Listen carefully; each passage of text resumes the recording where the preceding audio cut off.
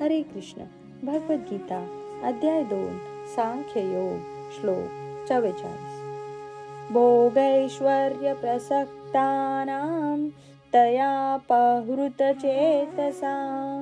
व्यवसायात्मिका बुद्धिः समाधौ न विधीयते.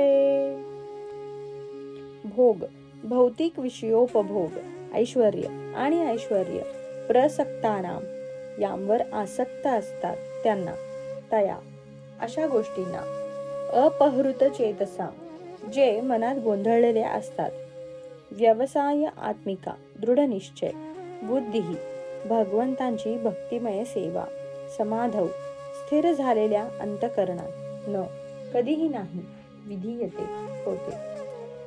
जे लोक इंद्रिय तृप्ती आणि भौतिक ऐश्वर्य यांवर अत्यंत आसक्त झालेले आहेत आणि यामुळे मोहग्रस्त झालेले आहेत, त्यांच्या मनामध्ये भगवंतांची भक्तिमय सेवा करण्याचा दृढ निश्चय उत्पन्न होऊ शकत नाही. तात्पर्य: समाधी म्हणजेच स्थिर मन होय.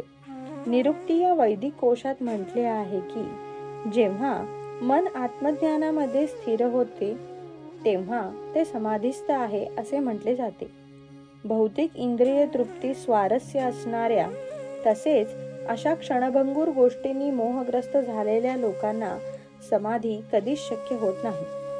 भौतिक प्रकृतीच्या योजनेमुळे ते न्यूनाधिक प्रमाणात अपयशी झालेले असतात. हरे कृष्ण.